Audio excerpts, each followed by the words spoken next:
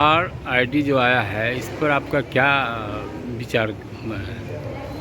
यह जो इस वोटर कार्ड सुधार की बात है और इतना कम समय में इतना बड़ा काम हमारे नज़र में उचित नहीं है। ये अगर करना ही था तो चुनाव आयोग को पहले ही इसका तैयारी कर लेना चाहिए था और सारा मशीनरी फिट कर लेना चाहिए था, तब इस चीज़ को लाना चाहिए।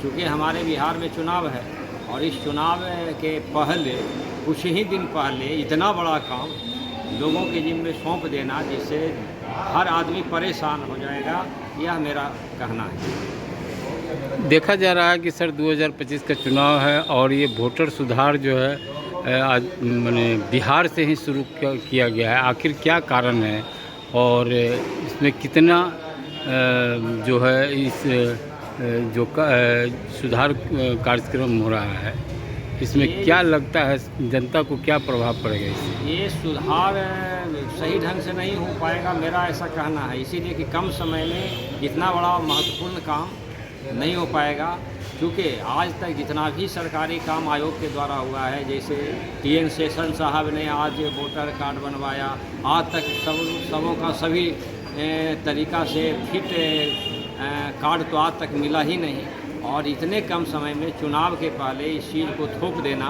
और युद्ध स्तर पर काम करवाना ये संभव नहीं है, क्योंकि बहुत सारे हमारे वोटर, हमारे बिहार के वोटर बाहर में हैं, उनको सूचना तक भी नहीं मिल पाएगा और वो आएंगे, आते आते उनको फॉर्म जमा कर देने की बात होगा तो बहुत सारे लोगों को वोटर कार्ड से ऐसे ही नाम कट जाएगा। सर ये भी देखा जा रहा है कि विपक्ष इस पर पूरे ज़ोर शोर से हमलावर है और विपक्ष बार बार जो है इसका विरोध कर रहा है। आखिर सरकार जो है जिस तरह से ये वोटर आईडी लागू किया, जांच लागू किया है, इस पे आपको कैसा माने ये फीलिंग हो रहा है? विपक्ष जो जिस प्रकार से हमला, विपक्ष को तो बहुत बड़ा मुद्दा मिल चुका है और चुनाव आयोग जो अभी जिस पावर में है, जिस तरह का पावर दिखा रहा है, तो निश्चित रूप से विपक्ष को, कोई भी विपक्ष होगा इस पर हमलावर होगा, क्योंकि समय बहुत कम है। समय को देखते हुए विपक्ष ने अगर ऐसा मुद्दा उठा लिया है और चुन लिया है तो सही है, क्योंकि इतना कम समय में संभव ही नहीं है। जो हमारे आयोग के अध्यक्ष हैं, अगर उनको भी फील्ड में उतार दिया जाएगा तो ये संभव नहीं है कि 100% सही ढंग से लोगों का वोटर कार्ड बनवा दें।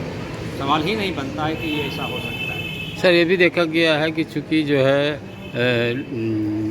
इसको गरीब को हटाओ जो है ये अभियान चल रही है।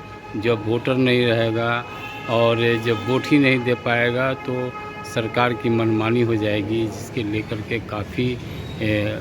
काफ़ी लोग इससे क्षुब्ध हैं। आखिर ऐसा क्या, इसमें क्या खामियां? जहाँ तक गरीबों की बात है तो ये तो तय है कि हमारे बिहार से बहुत सारे लोग गरीब कमाने के लिए बाहर गए हुए हैं, दूसरे स्टेट में गए हुए हैं, तो उन लोग को आते आते और सब सिस्टम को आगे बढ़ाते बढ़ाते बहुत समय बीत चुका होगा।